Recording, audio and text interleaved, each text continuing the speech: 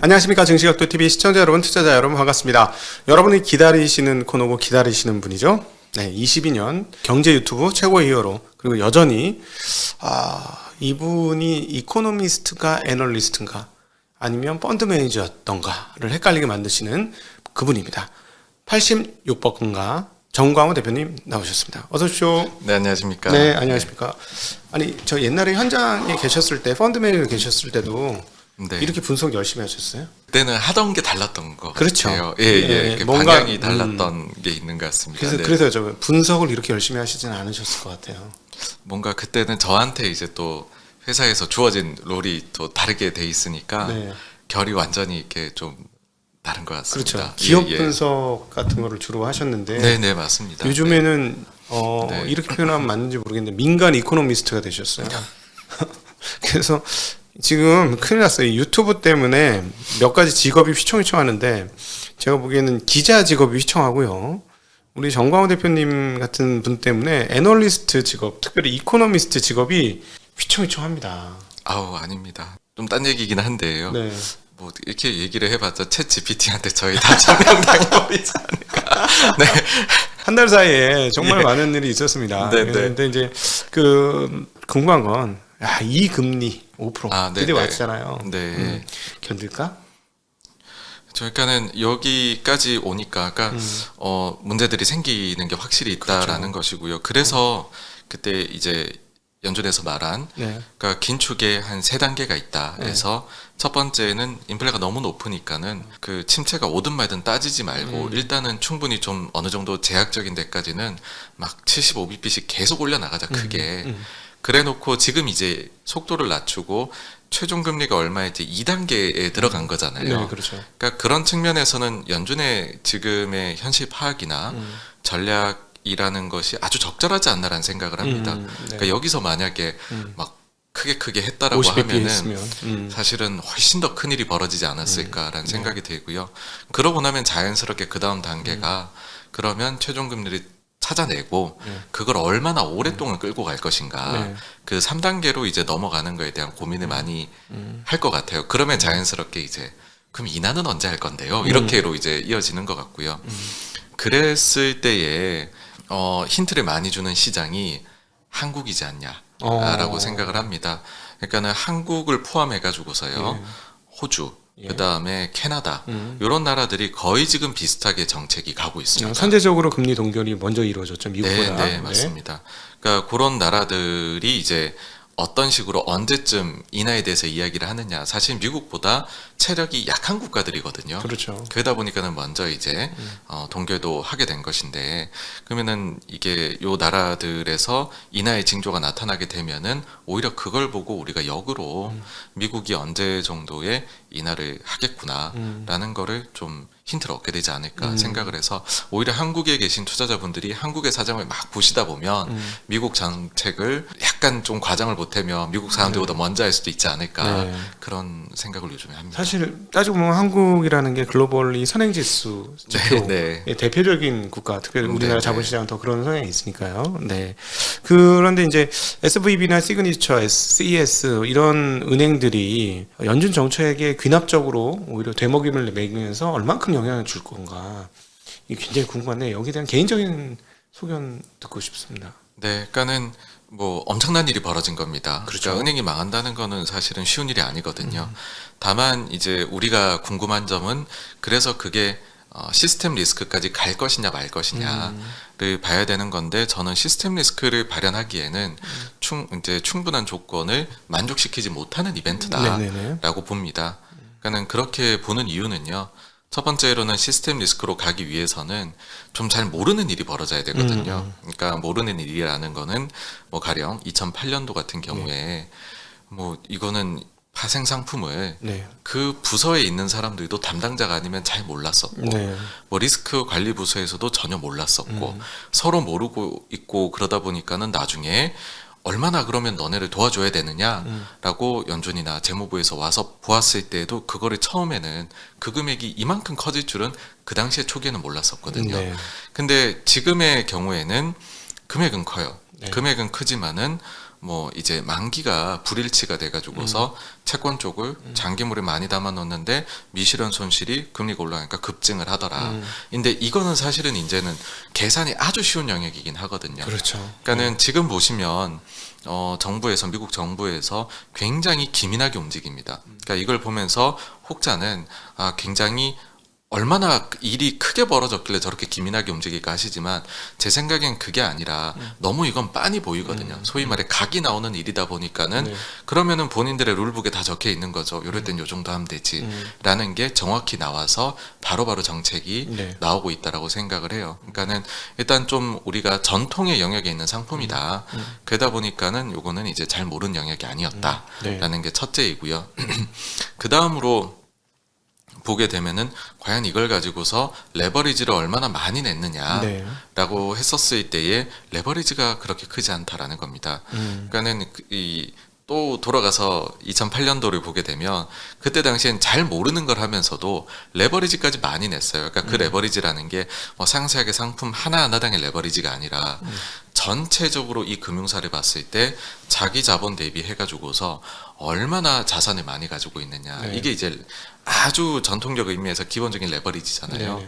근데 보시면 그때 당시에는 30에서 50배 정도 자기 자본 대비 자산을 가지고 2008년도 있었습니다. 리만 사태 터질 때요. 네, 맞습니다. 근데 지금은 보시게 되면 10배에서 15배 사이 정도를 내고 있습니다. 그러니까는 문제가 되는 것들이 좀 있다고 하더라도 옛날에 대비해서는 정말로 많은 규제를 2008년 이후에 당하게 되면서 금융사들이 그 정도로 레버리지는 없으니 좀 터지더라도 버틸 수 있는 뭐 여력 이런 것들이 좀 존재를 한다라는 거죠.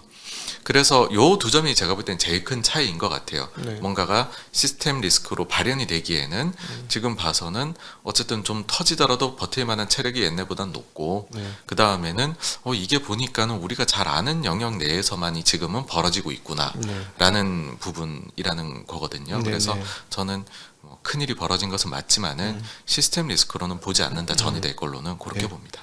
그러니까 사실 퍼스트 시티즌스가 사건 발생 후 2주가 안 돼서 회사를 인수했다는 점에서 보면 말씀하신 대로 자산 분석이 너무나 쉬웠다.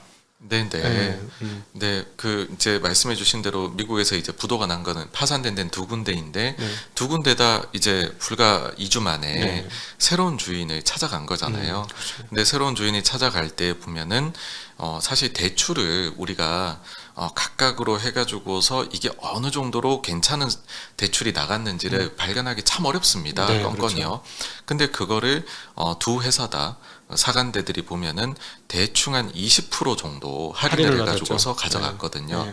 사실 그 정도면은 뭐 이거 제대로 그 장부를 다 들여보고 사간 게 아닐 거잖아요. 어느 정도 네. 보고서 한 것일 텐데 20% 정도를 받다. 그리고 여기에 대해서 시장의 반응이 그러면 나중에 오히려 거기에서 이익도 발생할 수 있겠는데 라고 막 주가가 40% 네. 50%씩 두 회사 다 올랐거든요. 오른 걸로 봐가지고서는 생각보다는 그 대출의 상품이 좀 균질적이고 신용 뭐 이런 위험이 별로 없는 것이 아니냐로 보인다. 뭐 그렇게 봤었을 때는 사태가 생각보다 좀 빨리 마무리가 되어가는 것 같다. 네. 그렇게로 보입니다. 사실 뭐 시즌 내 그 할인 행사죠. 20%면. 네, 20%. 네. 원래 땡처리는 80%씩은 해야 땡처리 아닙니까? 예, 이게 진짜 좀 몇몇 좀 그러니까 특히 제일 문제는 론을 다 안 가져가고 난 이건 못 가져가겠다 툭 남겨놓고 그러고 그게 진짜 할인 많이 들어간 게 문제인데 보면은 다 가져갔거든요 지금요. 그래서 뭐 지금 진행은 아주 매끄럽게 되고 있지 않나라고 생각을 합니다. 아마 즐거운 마음으로 가져갔을 것 같아요.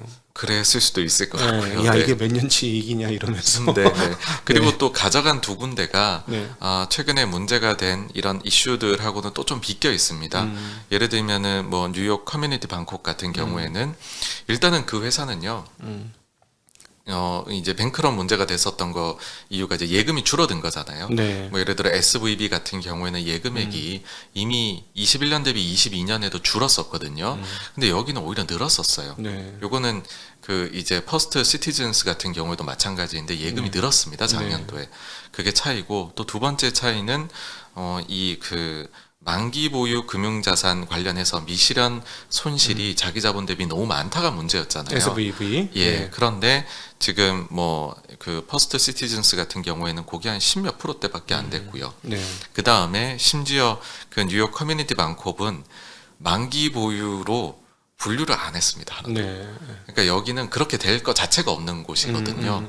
그러다 보니까는 여기는 충분히 리스크 관리를 하면서 네.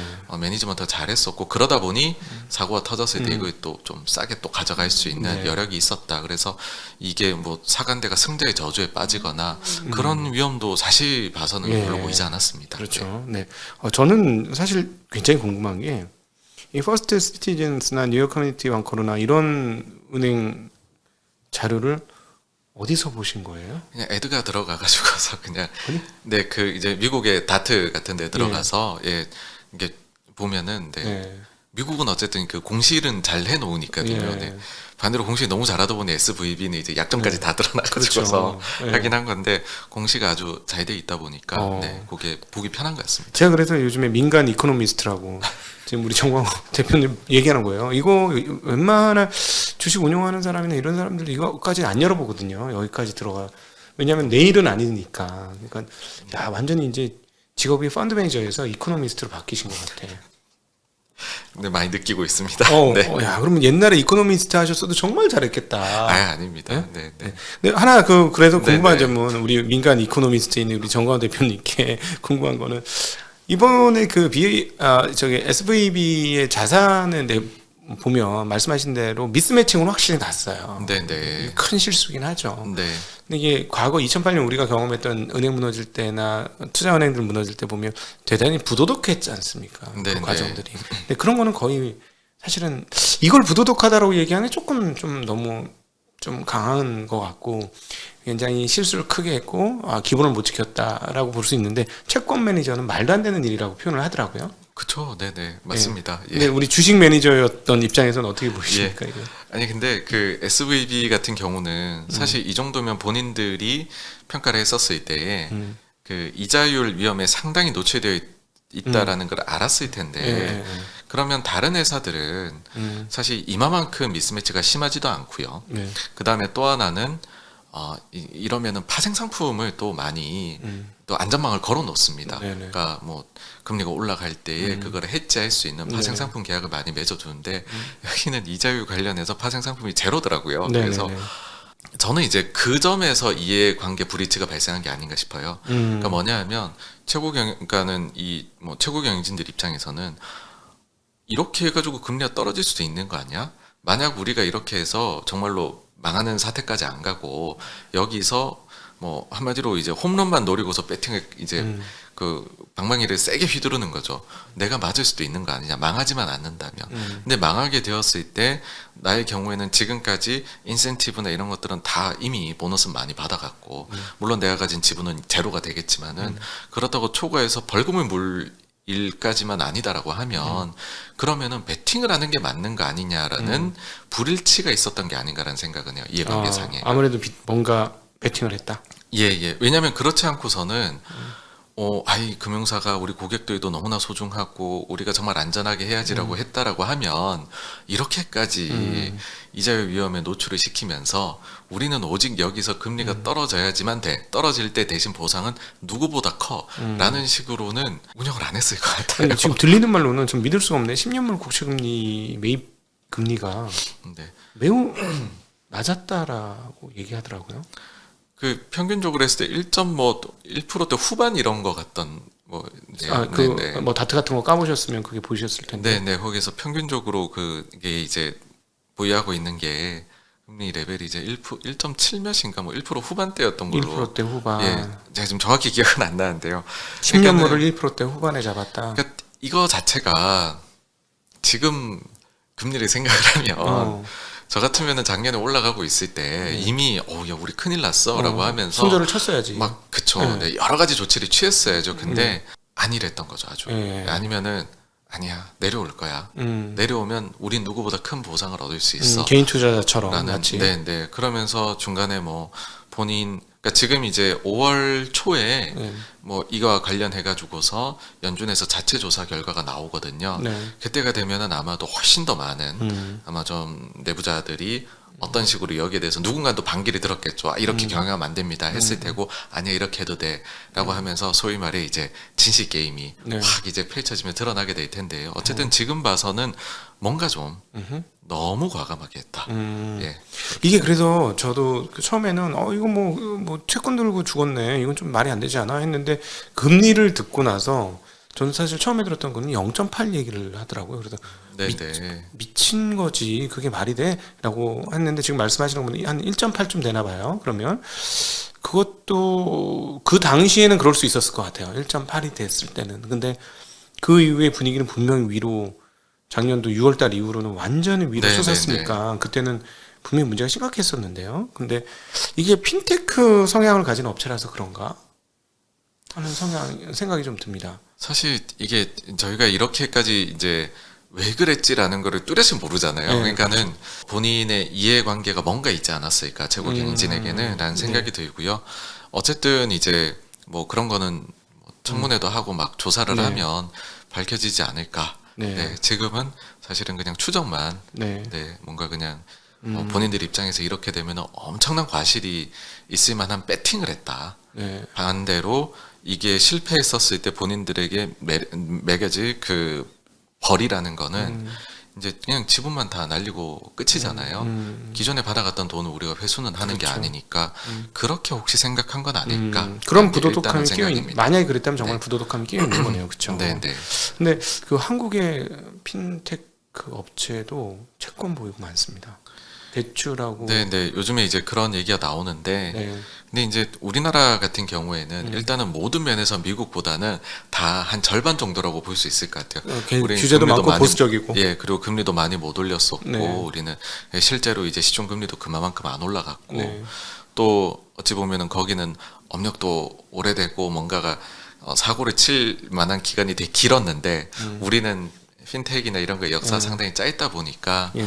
이렇게 이것 때문에 문제 제기가 빨리 되면 좋은 거라고 생각을 해요. 네. 네, 그래서 뭐 우리는 거기보다는 오히려 다른 이제 금고성 자금 이런 데들이 더 문제이지 그렇죠. 않나 생각을 합니다. 그렇죠, 네. 그렇죠. 새마을금고라든가 이런 저축은행. 금감원의 영역을 네. 벗어난 데들이 있거든요. 우리나라 네. 금융사 중에 그런 데들이 지금은 최고 문제라고 생각합니다. 네. 그렇죠. 지금 연체율이 굉장히 빠르게 올라오고 있어요. 네, 그렇습니다. 네. 어, 그러니까 예전에는 우리가 2010년대 초반에는 저축은행이 문제를 일으켰었잖아요. 네. 근데 지금 사실은 저축은행은 그 정도는 아니거든요. 왜냐하면 그때 당시는 저는 이제 주변 이제 지인들한테 그렇게 얘기를 해요. 그때 당시에 저축은행은 우리가 인류가 컬티베이티드 되기 전의 상황이다. 그때의 대주주들이라고 하면 이 그 저축은행에 상당히 공인받지 못한 사람들이 많이 운영을 했었고, 근데 그게 문제가 돼서 엄청난 자금이 공적 자금이 투입이 되고 그 다음에는 그것들을 증권사나 은행들이 다 가져갔어요. 네. 그래서 뭐 그럼에도 불구하고 좀 과도하게 영업한 측면들도 있기는 하지만은 그치만은 그런 데에서 컴플라이언스나 아니면은 내부 감사를 받거나 하는 레벨은 10년 전하고는 확 다릅니다. 그래서 여러 이렇게 뭐 건전성이나 데이터들 보시게 되면 저축은행이 그때처럼 사고 칠 만큼 그 정도를 영업을 못했습니다. 네. 그럼 그 누가 가져갔느냐라고 하면은 이 금감원의 바깥 영역에 있는 회사들이 있어요. 그런 데들이 어딜까요, 그런 데가? 그건 아마 기사를 찾아보시면은 네 행안부 밑에 있는 데들이 이게 거기에 관리를 받는 데들이 있는데 이제 그런 데들이 지금은 좀 문제가 될 만한 것들을 많이 가지고 있는 걸로 보입니다. 네.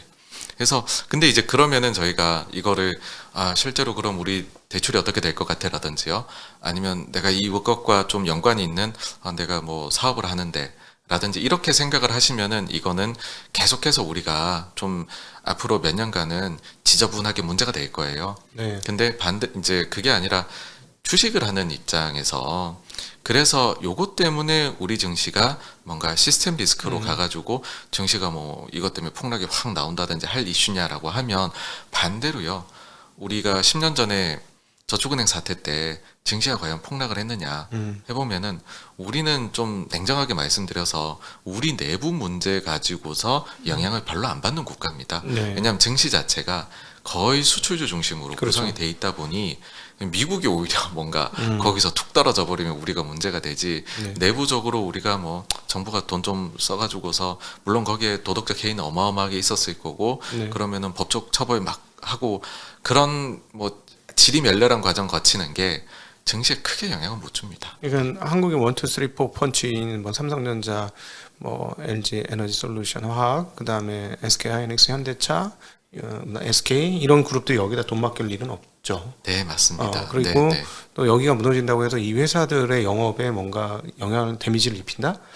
별로 없죠. 네, 네. 그리고 이 회사들이 무슨 국내 소매 판매가 그렇게 규모가 전체 비중적이 많은 것도 아니고 네, 그러니까 네. 말씀하신 대로 미국이 다운돼서 세계 경기가 다운되면 세계 전체 PC가 들 팔리는 거 아니야? 뭐 이렇게 돼야 이제 문제가 되는 회사들인 네, 거고 네, 맞습니다. 예. 예. 지금 이런 국내적인 상황이 문제가 된다고 해서 국내 주식에는 영향을 없을 것이다. 네. 그래서 조금 요거를 구분을 해주시면 좋을 것 같아요. 제가 이제 자꾸 이제 이런 문제들이 있을 때에 이거 가지고 이제 투자하시는 분들이 너무 우리가 뭐 2008년에 떠올리실 필요는 없다라고 하는 거는 이거는 이제 투자의 관점인 거고요. 네. 실제로 실물에서 만약 사업을 하시거나 내가 지금 당장 주택 관련해 대출이 필요한데라든지 신용 대출이 필요한데 막 이런 것들과 관련해 가지고서는 사실 이건 영향을 줍니다. 네네. 네, 이제 국내적으로는요. 그래서 그런 쪽에서는 계속 긴장하고서 네. 지켜봐야 되는 이슈는 맞다. 다만 근데 우리가 냉정하게 증시만 놓고 딱 봤었을 때에는 우리는 굉장히 외생 변수에 영향을 네. 받는 그런 곳이다라는 것이죠. 예. 앞서 말씀하셨던 그 저축은행보다 더 밑단에 있는 금융을 다루는 회사들의 문제라면 이 결국은 PF하고 연결됐다고 보는 네, 게 맞습니다. 예, 예, 예. 그러니까 PF 중에서도 사실 이제 이쪽 시장을 처음 들어간 데들은 다 우량한 거를 선순위로 많이 들어갔었어요. 네. 근데 이거 이제 뒤늦게 야 그게 돈이 된대라고 해서 들어간 데들은 후순위 심지어 뭐 브릿지 들어가는데 뭐 담보 같은 것도 없고 그냥 네. 이거 진짜 날리면은 그대로 다 손실이 돼버리고 이런 식으로 들어간 데들이 그 이제 많을 수밖에 없거든요. 네.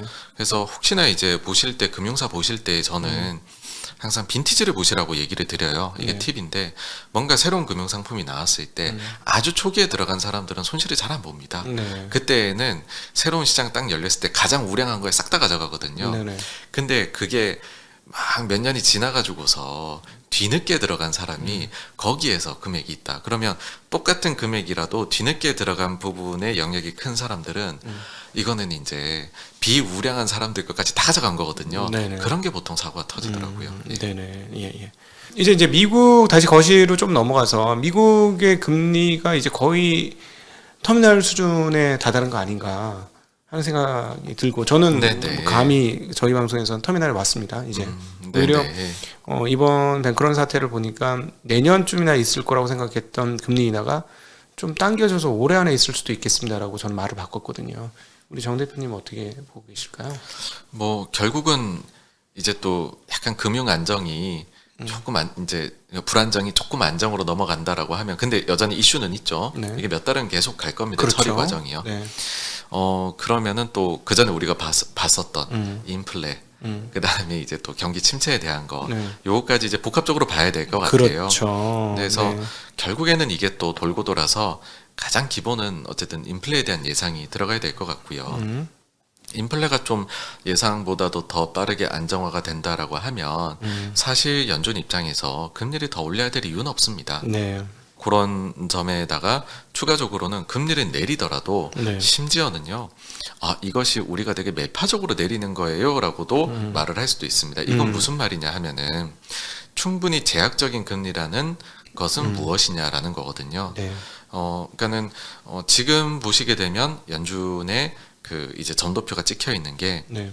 근원 PC 물가 대비해 가지고서 1.5에서 1.6% 위에 계속 찍혀 있습니다. 네. 그게 작년 9월부터 지금 그렇게 찍혀 있는데 이게 1960년 이후로 근원 PC 물가하고 그 다음에 미국의 연방기금 금리랑 비교를 해보면 평균적으로 한 1.5에서 1.6% 정도 기금 금리가 높았거든요.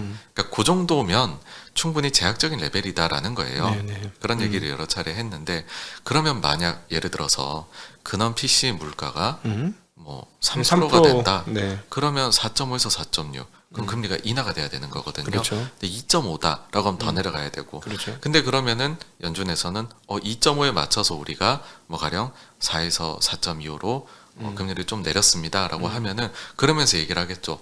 여전히 우리는 2% 인플레로 돌아가기 위해서 충분히 노력하고 있고 그러기에 충분히 제약적인 금리 레벨이다. 네. 내렸지만 이거를 그렇게 보시면 안 된다. 이런 식으로 굉장히 말장난이죠, 그죠? 예전에 금리 올릴 때도 그렇지 않습니까? 올리면서 네. 우리는 아직 여전히 완화적인 스탠스다. 네, 예, 네. 그거의 반대말이라는 말씀이시죠. 맞습니다. 그러니까 말씀해주신 지금 비하인드 더 커브라는 거에서 네. 정확히 또 반대로 뒤집어서 인플레 높을 때 이런 식으로도 예. 이제 커뮤니케이션 할 수가 있는 거죠. 그래서 결국에는 또 돌고 돌아서 물가에 달려 있고 요 부분이 좀 내려와 주면 내리는 일도 충분히 가능은 할 거다. 그리고 그거 자체가 내린다라고 해서 연준 말대로 뭐 1.5에서 1.6%더 높게 해서 금리를 계속 가져가는 거다라고 하면 네. 그러면 이거 가지고서 인플레 심리가 자극된다라는 말은 또 시장이 못할 것이다. 네. 저는 그렇게 봅니다. 네네. 그러면은 그 인플레 상황에 따라서 금리를 내릴 수도 있다. 라고 네, 정리해 네. 볼 수 있겠네요. 말씀하신 네, 거를. 네, 그렇습니다. 네. 그래서 그런 점들이 다른 나라들이 먼저 보여준 데들이 있다. 예를 들면 한국이다라는 거고요. 한국은 지금 뭐 연말에 3% 초반까지도 지금 네. 인플레이션 예상하고 인플레가 있죠. 내려가는 걸로 예. 예상이 지금 되고 있는데 만약 그렇게 된다라고 하면 우리는 연말에는 정말로 금리 인하 얘기가 한국이 나올 수도 있거든요. 네. 그 오늘 제가 지금 오는 길에 보니까는 호주 같은 경우에도 2달 연속으로 소비자 물가가 예상보다 낮게 나왔더라고요. 그러니까 이런 식으로 좀 물가들이 잡혀가는 데들도 속속 나오고 있습니다. 네네네. 그다음 뭐 일본도 뭐 4% 넘어가서 와 했는데 또 3%대로 왔어요. 네. 그러니까 대표적으로 이런 데들이 수입 물가 영향 많이 받는 데들인데 유가가 워낙 많이 떨어졌으니까. 예, 수입 물가 확 떨어져 버리니까 시차를 두고 이제 물가 안정에 도움을 좀 받고 네. 있는 거거든요. 마찬가지로 미국의 경우에 뭐 수요도 한번 이제 얻어맞았고 그 다음에 공급망 쪽에서도 개선 많이 됐고 그러다 보면은 뭐 조금 여기를 일단은 저는 좀 긍정적으로 봐도 괜찮지 않을까. 네.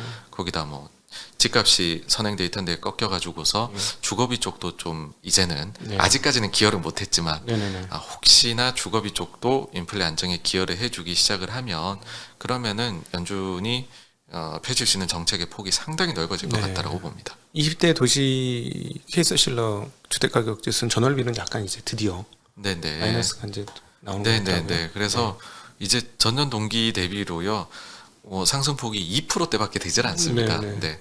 그래서 이게 진짜 높았었는데 그렇죠. 네 떨어질 때는 또 가파르게 떨어지더라고요. 네. 은행 뱅크런이 분명히 영향을 미치지 않겠느냐. 어떤 식으로 소비 심리든 경제 심리든 어디든 영향을 미칠 것 같은데 이 부분에 대해서는 어떻게 생각하실까요? 그러니까 이 모든 것이 적절하게 미치는 게 좋은 것 같습니다. 그러니까는 우리가 소비가 좋을 때도 너무 좋아버리는 인플레 걱정을 했었고 네. 반대로 지금은 좀 안정이 됐으면 하지만 그렇다고 이게 또 너무 내려가 버리면 침체 걱정을 하거든요. 네, 그렇죠. 그래서 고용도 그냥 미지근하게 뭐 실업도 미지근하게 그리고 소비도 미지근하게 나오는 게 제일 좋다라는 거고요. 그렇죠. 지금까지로 봐가지고서는 일단은 그렇게 나오고 있습니다. 가령 예를 들어서 뭐 미국의 카드 사용 데이터 같은 거를 봤었을 때도 3월 달께 나왔는데 뭐 SVB 사태 전후가 다르지가 않습니다. 이게 특히나 영향을 준 샘플하는 그 SVB 그 딱 파산 이래는 확 떨어졌다가 다시 거의 평균 수준 회복했고요. 다음으로 시그니처 파산한 뉴욕 같은 경우에는 그보단 좀 덜하게 내려갔다가 오히려 또 그전 추세보다 더 높게 회복을 해버리더라고요. 그래서 소비가 아직은 그냥 뭐 미지근한 수준으로 이게 전 제일 좋다고 생각을 하고요. 그리고 또 한 가지를 보게 되면 앞으로 전 중요한 데이터 중에 하나가 결국에는 이런저런 문제들 때문에 신용 창출이 잘 안 되면 어떡하냐. 그렇죠. 은행들의 대출 태도가 되게 부정적으로 변하면 어떡하냐가 남아 있는데 아직까지는 또 SVB 파산하고 다음 주 주간 대출 데이터가 나왔는데 네. 그거는 그 전에 나오던 것들하고 트렌드가 똑같이 나왔습니다. 그리고 심지어 이거는 대형은행이나 중소은행이나 그 비슷하게 나왔거든요. 왜 예금은 이제 대형은 늘고 중소는 줄었지 않습니까? 네, 그렇죠. 그래서 혹시나 중소 쪽에 대출 쪽에 뭔가 문제가 생기지 않겠느냐 했는데 뭐 문제 없는 것으로 일단 나왔어요. 그래서 이런 식으로 나온다라고 하면 요거는 이제 일이 아주 크게 벌어지긴 했지만은 별로 이렇게 네. 실물 쪽에 영향은 못 주는 걸로 넘어가는 걸로 일단 지금으로는 보입니다. 그러니까 지금 은행의 대출 양이 굉장히 많다. 근데 혹시 저는 궁금한 게 중앙은행에서 공급해준 여러 가지 자금들이 이 대출 유지에 상당한 기여를 한 거 아닌가 하는 의문이 좀 들던데요. 예.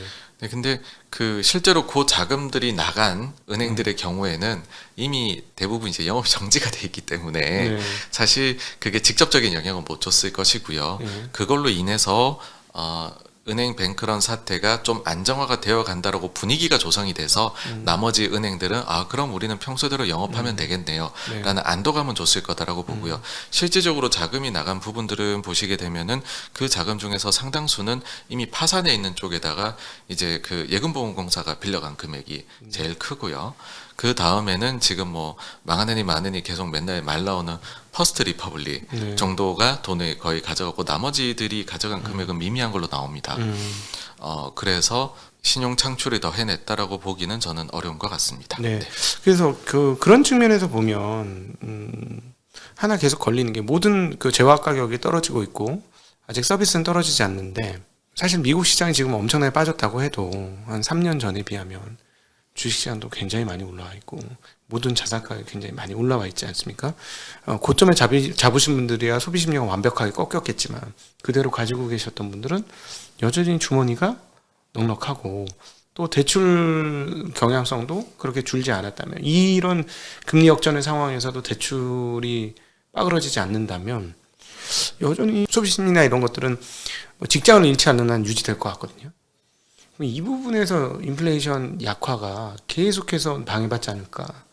그래서 인플레 영향을 그러니까 결국은 돌고 돌아서 지금 제가 볼 때에는요, 요 증시를 과연 좀 긍정적인 눈으로 볼 거냐, 부정적인 시각으로 볼 거냐에서 가장 나뉘는 거는 인플레라고 생각을 해요. 네. 그러니까 인플레이션이 많은 돈을 풀어서 수요 요인이 자극이 돼가지고 올라간.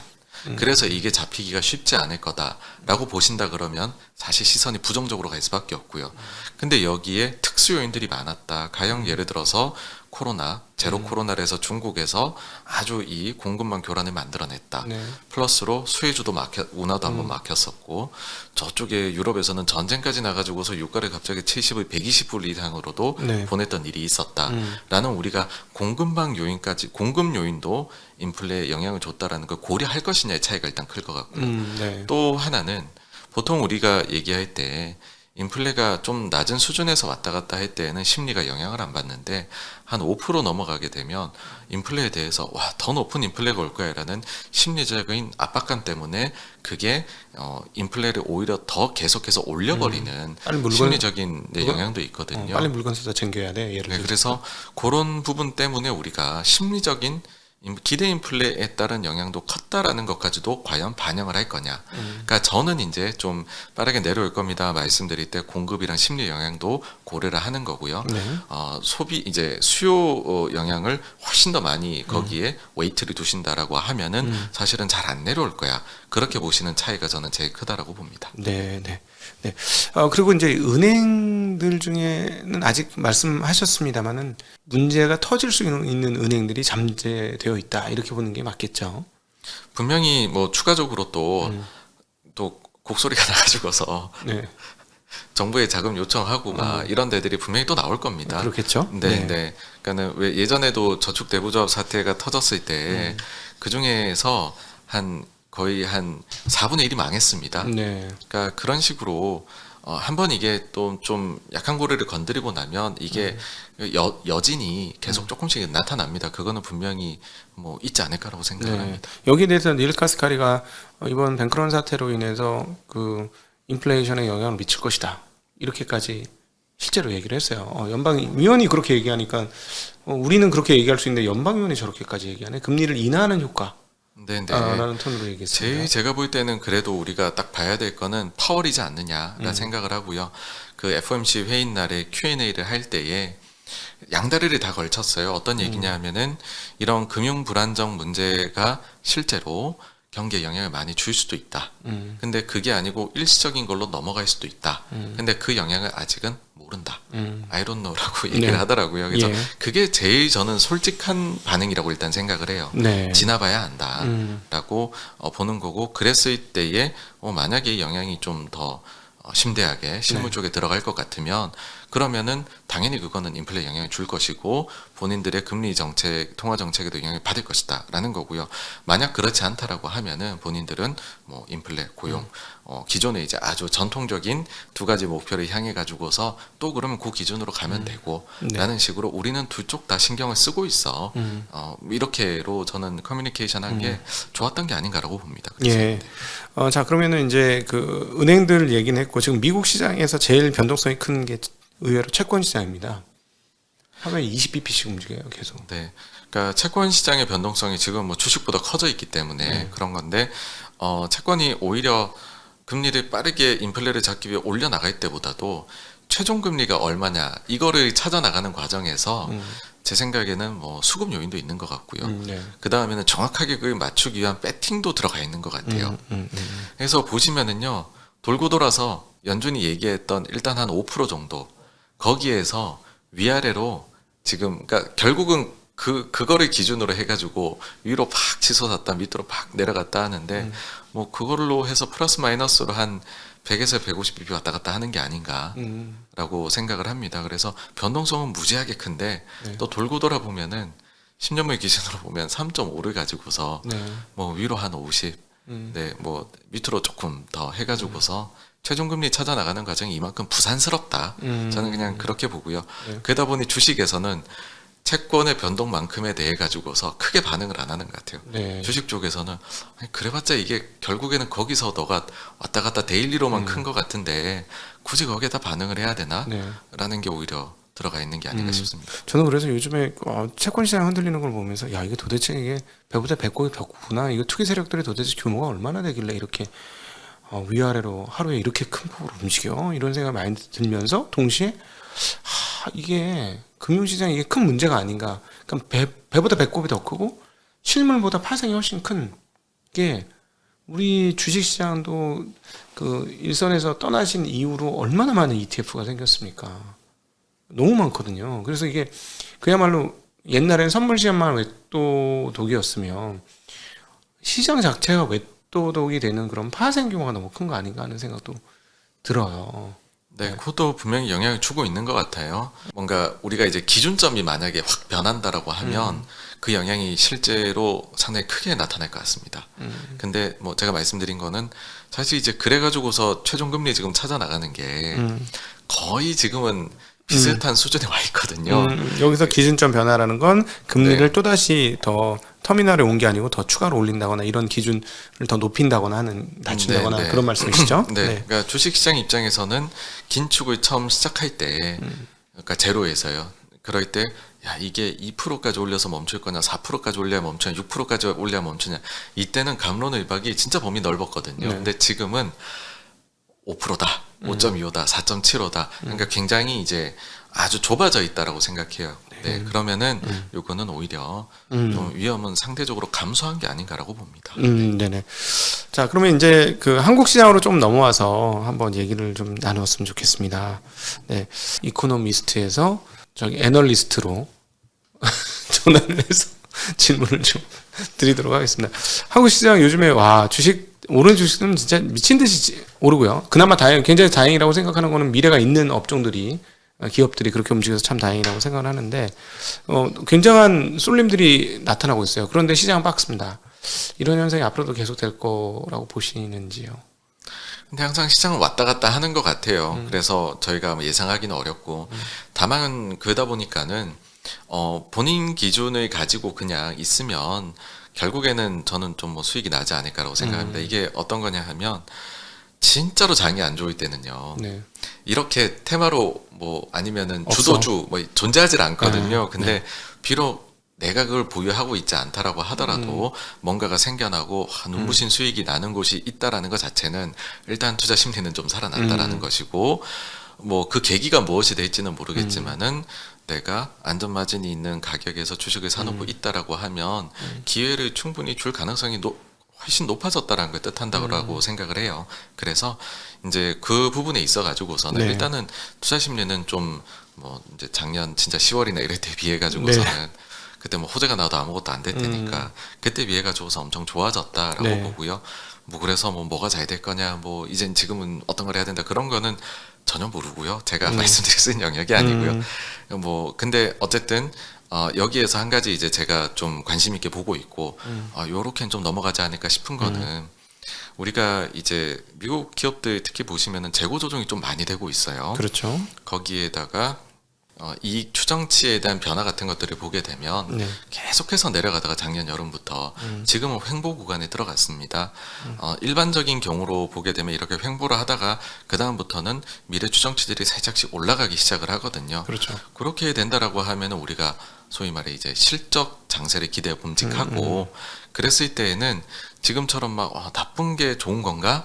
아니면 좋은 걸 더 막 해서 이런 걸 생각하실 게 아니라 실적이 잘 나오는 주식이 네. 그때는 이제 주가가 어떻게 보면 좀 정직한 장세가 옵니다. 네네. 그래서 그거를 이제 그 가능성이 제가 볼 때 많이 엿보이거든요, 지금요. 네. 그러면 그걸 생각하신다라고 하면은 이익이 이렇게 해가지고 하반기 그다음 내년에 봤었을 때 내가 계산을 해보니까는 이거는 좀 좋게 보일 수 있을 텐데라고 하는 실적 중심으로 생각을 해보시면 어떨까라고 저는 보고 있어요. 예. 저도 전적으로 동감하는데 작년에는 백약이 무효였어요. 네, 네. 실적이 좋고 뭐 PER이 네. 미친 듯이 낮아도 안 되는 장이었어요. 뭐를 수를 써도 안 되는데 저도 놀라운 게 그래서 작년도에 그래서 편입시켰던 주식들 물타기도 많이 했고 근데 올해는 아무 이유 없이 오르거든요. 네, 그러니까 그렇죠. 뭐 테마가 있든 뭐가 있든 투자 심리가 살아 있으면 될 놈은 되는 거죠. 예. 그런데 이제 하나 궁금한 게 앞서 말씀하신 대로 정말 중요한 포인트 말씀하셨는데 이익 추정치가 하향한다는 건 심리가 계속 실제도 하향하지만 심리도 하향하는 건데 그게 멈췄다는 건 일단 무엇이든지 바닥으로 꼬라박는 거는 멈춘 거고 여기도 우상향을 하게 되면 이제 본격적으로 우리가 생각하는 실적 시즌, 랠리 시즌이 오게 되는 건데 지금 많은 분들, 지금 시장에 계신 분들 중에 또는 유튜버 중에서 아직 그 금리 상승의 여파가 끝나지 않았고 엄청난 패닉이 올 수도 있다라고 말씀하시는 분이 있어요. 대단히 논리 정연하고 뭐 충분히 가능성도 있는 이야기인데 근데 저는 지금 우리 정 대표님 말씀 드리면서 그거를 깨는 가장 강력한 트리거가 바로 이 기업들의 실적 우상향 네. 시작이 아닐까라고 보거든요. 네, 왜냐면 네. 시장이 지금 뭐 여전히 또 나쁠 수도 있죠. 뭐가 좀 깨져서 또 다시 여기서 다이빙을 시작할 수도 있지만 기업 실적이 우상향하면 그렇지 않다라고 봐야 되지 않을까 싶은데요. 어떻게 보십니까? 네. 그래서 결국 뭐 이제 침체 논쟁의 끝자락에는 항상 이제 이익 추정이 있는 것이고요. 그렇게 봤었을 때에 가령 이제 작년도 같은 경우에 기업들이 생각보다 중국의 비중이 다 이제 미국 기업들도 높거든요. 네. 뭐 우리도 당연하고요. 근데 중국이 3월부터 해가지고서는 뭐 대봉쇄를 해버리니까 네. 엄청나게 타격을 많이 받았었습니다. 그래서 우리가 뭘 특별히 더 잘했다가 아니라 대봉쇄했던 게 풀려나서 그 아주 낮은 베이스 효과 때문에라도 이익 추정이 좀 그 부분에서 올라올 수 있지 않을까. 예. 또 하나는 작년에 달러 진짜 강했습니다. 그렇죠. 그래서 미국 기업들 입장에서 해외에서 장사하는 그런 것들이 다들 마이너스, 달러 강세 마이너스. 때문에 마이너스 효과를 많이 이제 역효과를 많이 봤었어요. 근데 예. 지금은 최근에 뭐 SVB나 이런 게 뭐 좀 벌어지고 해도 달러는 좀 많이 안정적이거든요. 네. 좀 내려온 상태에서 안정적이잖아요. 채권만 가격이 올랐지 달러 가격은 안 올랐습니다 이번에는. 네. 그러다 보니까는 그러면은 미국 기업들이 작년도에는 환에서 좀 많이 깨졌던 것들이 올해는 또 좀 들어오면 그러면 그런 데에서 일단은 좀 이렇게 십시일반으로 모아가지고서 이익이 일단 살짝 고개를 드는 그림이 먼저 나오지 않을까라고 생각을 합니다. 네. 우리 이제 정 대표님이 계속해서 얘기하셨던 것 중에 하나가 재고 조정이 끝나야 된다라는 말씀을 많이 해주셨어요. 그게 이제 그야말로 실적 턴의 기축이 되는 거죠. 재고 조정이 재고가 쌓이던 게 없어지고 쌓여있던 재고가 줄기 시작하면 이제 뭔가 팔리기 시작한다는 얘기가 되니까. 근데 오늘 바로 새벽에 마이크론 테크놀로지의 실적 발표가 있는데 이와 연관된 재미난 이야기가 있었습니다. 드디어 실적 그 재고 피크다. 라는 말을 발표장에서 CEO가 했습니다. 네, 뭐 그리고 뭐 아직까지도 되게 절대 수치는 많이 높기는 하지만 재고가 드디어 전분기 대비해 가지고 약간 줄어가지고서 이제는 좀 기대해봐도 되나. 그러니까 제일 먼저 사실 재고를 조정할 때는 소매 업체들이 하거든요. 네. 그래서 보게 되면은 뭐 월마트나 이런 데에서 벌써 몇 개 분기 전부터 우리 재고 많아서 줄일 거예요. 할인해서라도 팔 거예요라고 시작을 했고, 네. 그럼 거기에 들어가는 이제 B2B 하는 업체들, 그런 업체들도 조금 뒤늦게 우리도 감산하겠습니다. 할인해서라도 줄일게요. 줄여 나가는 과정에 이미 들어갔다는 건 너무 잘 아실 거고, 네. 실제로 그래서 그게 좀 줄었어요. 라는 게 뭐 마이크론 같은 B2B 업체에서도 이제 나온 거죠. 네. 그래서 요 과정은 아주 자연스러운 재고 조정 과정이고요. 네. 요게 거의 뭐 절반 이상 지나갔다라고 하면은 그 다음부터는 수요가 좀 창출되는 데에서는 우리 근데 이거는 좀 잘 팔려 재고 쌓아야 되겠는데요.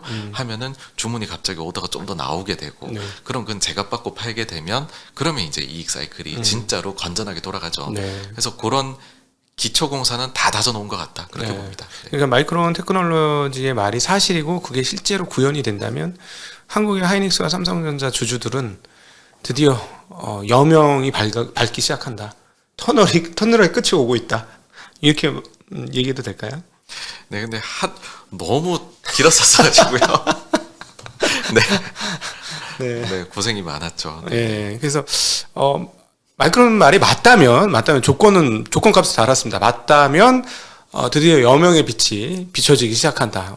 그동안 오랫동안 고생 많으셨습니다. 뭐 이렇게 말씀드릴 수 있을 것 같아요. 네, 뭐 그런 거죠. 그래, 마이크론은 원래 조금 긍정적으로 얘기하니 하이닉스까지 들어볼까, 삼성까지 들어볼까, 이렇게 아마들 확인을 거칠 것 같아요.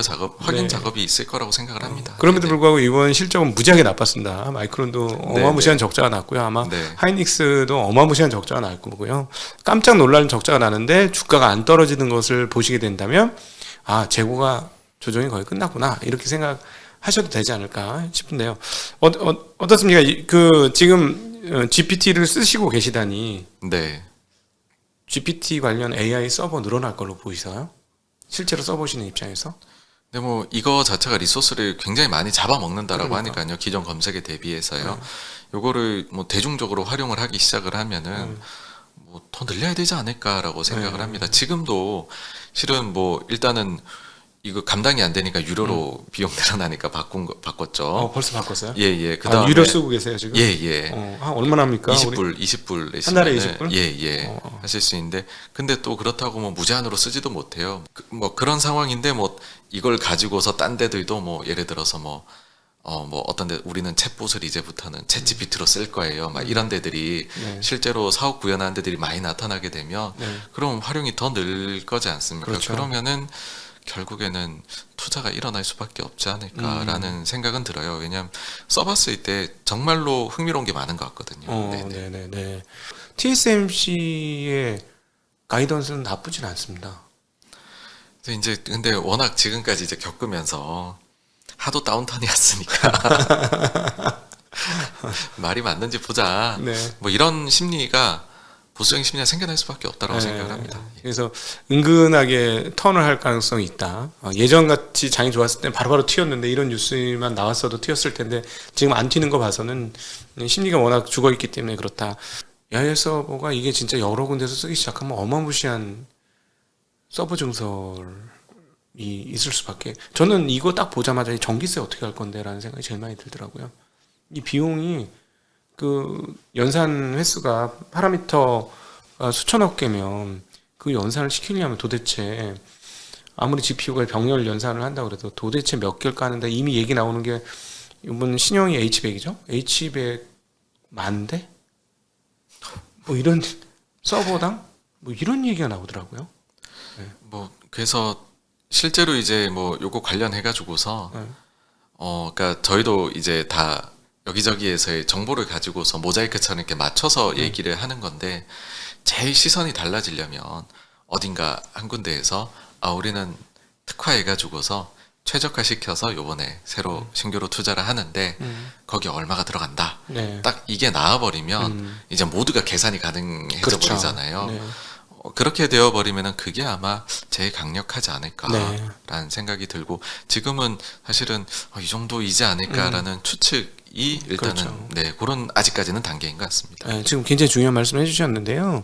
지금 해주신 말씀은 무슨 말씀이냐면 예를 들면 마이크로소프트라든가 뭐 아마존이라든가 이런 데에서 우리 AI 서버 증설을 하는데 우리 100억 달러를 사용할 예정입니다. 이런 단어가 나오면 그림이 다 그려진다는 거죠. 투자자들은 그런 단어가 딱 나오는 숫자가 나오는 순간 그럼 앞으로 이게 서버 한 개당 이 정도면 앞으로 몇 개 증설이 되고 서버 한 개가 어느 정도의 캐퍼시티를 가지면 이러면 앞으로 얼마가 될 거야라고 막 계산을 합니다.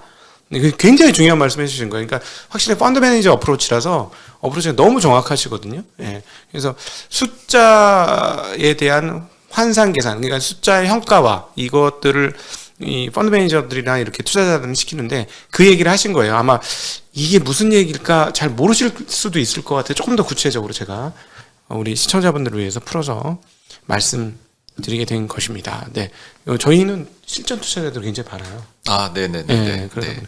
네, 그러면 이제 한국에서 옛날에 이제 제가 알고 있기로는 엔터나 이런 쪽으로 굉장히 긍정적인 업종으로 보셨어요.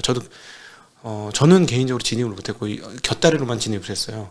엔터 굉장히 좋게 보는데 다음으로 한국에서 한국을 성장시킬 수 있는 산업, 뭐 반도체나 이런 것들은 이미 우리가 알고 있으니까 어떤 게 있을까요? 하여튼 뭐 저는 엔터 콘텐츠를 제일 좋아합니다. 네, 아직까지 우리가 가야 될 길이 굉장히 그렇죠. 많이 남았다라고 보고요. 뭐 예를 들어서 과거에 뭐 영국이 미국의 차트에 뭐 침공했다라고 할 때는 정말 빌보드가 영국판이었거든요. 근데 우리는 지금 고작 해봐야 가끔씩 빌보드에 그것도 제한된 숫자의 그룹이 올라가는 거잖아요. 네. 그래서 아직까지 K-팝이라는 것 자체가 글로벌에서 마켓시어는 상당히 낮은 거다라는 거고 올라갈 여지가 굉장히 많다이고 그러기 위해서는 우리가 사실은 예상하지 못한 데에서도 성공이 나와야 되거든요. 근데 저는 어제 보고서 정말 기뻤던 게 그 걸그룹인데요. 작년 그 이제 뉴진스? 4분기에 데뷔를 했어요. 뉴진스? 아닙니다. 여기는 아니고? 중소기획사에서 나왔는데 그 피프티라는 그룹인데 4인조예요. 예. 근데 두 번째 이번에 앨범이 나왔는데 2월에 나온 앨범이 빌보드 핫백에 들어갔습니다. 중소형 사실 엄청난 기획사에서 일이고요. 두 번째 앨범에 핫백 이거는 거의 있을 수 없는 일이죠. 네. 제가 이쪽은 좀 알거든요. 네네네 그러시죠. 네네. 어마무시한 건데. 그러니까 기록이죠. 기록이고 사실 지금 뚜렷하게 어떻게 왜 무엇 때문에 성공했지라는 걸 잘 몰라요. 근데 제일 좋은 게 사실 이런 거거든요. 두 번째 앨범은 활동한 지 1년밖에 안 됐다는 얘기예요. 1년이 안 됐지. 6개월이 안 됐습니다. 그렇죠. 1년이 안 되죠. 보통 네. 1년에 1년에 두 3개 번 정도 많이 내면 3개고 예, 2개 예. 정도 내거든요. 와. 놀라운데요? 딱 100등이긴 한데 네. 어쨌든 턱걸이 딱 했고 그리고 지난주 대비해서 이번 주 보니까는 스포티파이 조회수가 더 높더라고요 평균적으로. 그래서 뭐 차트는 그 다음 주도 진입을 하지 않을까라고 생각이 되는데 이렇게 이제 뭐 뚜렷하게 뭐 초대형사가 뭐 요렇게 해야지만이 들어간다 네. 그런 게 아니라 이게 되게 우리 음악 산업 자체가 경쟁력이 이제 높아져 가지고서 중소기획사나 이런 데에서도 예상치 네. 못하게 성공 사례가 나오는구나 하게 되는 것들이 진짜 저변이 넓어지는 거거든요. 근데 이게, 아직 우리가 갈 길이 그래서 저는 아직까지 성장의 여지는 많이 남아 있지 않나라고 생각합니다. 네. 이게 어떻게 되느냐면 세계적인 작곡가들이 예를 들어 사람들 귀에 익숙한 곡을 잘 만들 수 있는 그런 훌륭한 작곡가들이 곡을 주고 싶은 사람들이 되는 거죠. 예를 들자면 뭐 우리가 이미 알고 있는 BTS나 이런 데는 작곡가들이 오히려 네, 돈을 네. 안 받고라도 그냥 네, 네. 난 런닝 개런티만 받으면 돼 하고 곡을 주려고 할 거 아닙니까? 근데 네, 네. 이름 없는 데는 돈을 몇 천만 원이고 몇 억이고 받아야 되거든요. 곡 하나를 채워주면. 네. 근데 한국 기업에서 빵빵 터져? 이러면 기업이 된다. 한국 그룹에서 빵빵 터져? 이러면 작곡가들이 내가 곡 줄게. 이렇게 되면 훨씬 더 선순환이 이루어지는 네, 구조가 맞습니다. 되니까요. 네. 예. 소위 말해서 이제 약간 이쪽에 팬들의 말로 들었을 때 비트에서 돈 냄새가 난다라고 할 정도로 고급진 비트들이 오게 되죠. 네. 그렇죠. 이게 저 내부적인 얘기인데 그거 하나에 몇 천짜리가 있고 몇 억짜리가 있어요, 여러분. 네, 그러니까 물론 뭐 싱어송라이터 뭐 라이터도 있지만 보통 다 이제 전문가들한테 다 그걸 받거든요. 근데 그리고 또 전문가들이 또 춤 안무를 또 다 만들고 네, 이런 구조를 가지고 있는데 사실 작곡가 입장에서는 내 곡을 주고 성공하지 못하고 파묻힐 것 같으면 자기 네임밸류도 있고 그쵸, 자기의 네. 소위 말하는 레퓨테이션도 있는 거라서 함부로 안 줍니다. 아니면 돈을 왕창 받거나. 예. 근데 지금 신인 그룹이 이렇게 되면 이건 상당히 센세이션한 일이에요. 예. 진짜. 예. 네, 지금 올해 최고의 예상치 못한 네. 사건이라고 생각합니다. 그러네요. 네. 여전히 진짜 한국 연예는 정말 본격적인 산업화가 되어가고 제가 이제 현장에서 이것을 옆에서 지켜보니까 다른 나라에서 따라올 수가 없을 것 같아요. 왜냐하면 쉽게 생각하시면 백인 그룹 중에 그룹이 있습니까? 락 그룹 말고 뭐 춤추는 그룹이 있습니까? 뉴키즈 온 더 블록 있었죠. 저희 어렸을 때 네, 뉴키즈 네. 그 이후로 있습니까? 이게 어려워요. 이게 문화적으로 한국의 독특한 문화다. 그러니까 그 RM이 그 외국과 인터뷰에서 한국 사람들은 너무 가혹하게 훈련받고 힘들지 않느냐라고 하니까 우리는 전쟁을 갖고 폐허 속에서 일어났기 때문에 더 열심히 사는 것이 근원적으로 그 내재화되어 있다는 아주 기가 막힌 답변을 하는 거를 제가 봐서 정말 훈련이 많이 된 친구구나, 대단하다 네네. 이런 생각을 했었습니다.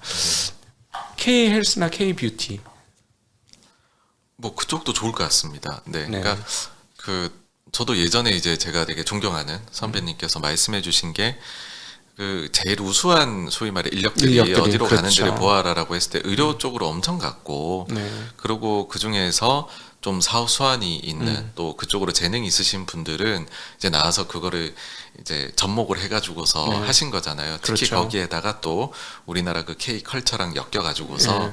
뷰티 쪽으로 가게 되면은 사실 이거는 우리가 또 경쟁력이 있는 부분이고 네. 또 제조 쪽도 우리나라가 워낙 또 제조업에 대해서 강국이다 보니까는 나의 아이디어를 구현할 수 있는 그렇죠. 그런 인프라도 있는 거고 그래서 이미 지금 그와 관련돼서 성공한 기업들이 많이 나왔지만 네. 그 부분도 제 생각에는 앞으로는 뭐 계속 이것도 나올 수밖에 없지 않느냐 네. 이거 생각을 합니다. 조만간에 유니콘이 나오지 않을까요? KBT, K헬스 이런 쪽에서. 네. 제약바이오는 이미 뭐 나와 있습니다만 네. 그 외에도 충분히 맞습니다. 나올 수 있지 않을까 싶고 네. 일단 한국 요즘에 환갑 되신 분들이 그게 환갑이냐 할 정도로 그쵸. 너무 네. 깜짝 놀랄 정도로 젊어지셨어요. 네, 맞습니다. 네. 네. 얼굴을 안 늙게 하는 온갖 장치들이 다 있어요. 뭐 그러시잖아요. 이제 네. 뭐 60대 분께서 너무 이제 소울거리 할 게 없으셔가지고서 경로당에 가려고 딱 이렇게 문을 여니까는 뭐 부모님 누구 찾으러 오셨냐고 얘기를 한다라고 하니까요. 네. 그쵸. 지금 진짜 이제는 뭐 노인이라고 얘기하려면 한 80은 돼야 노인이라고 얘기할 수 있지 않을까? 정말 저희 어렸을 때하고는 격세지감으로 정말 많이 달라졌습니다. 네, 혹시 저희 그 증시각도 TV 시청자분들에게 하시고 싶으신 얘기, 못하신 얘기가 있으시다면요?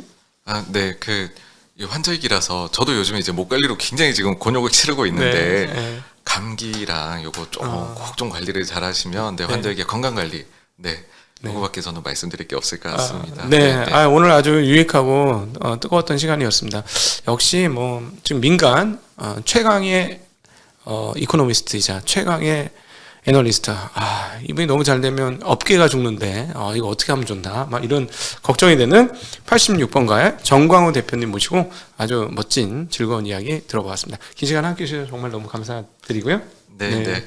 우리 시청자분들께도 인사드리겠습니다. 고맙습니다.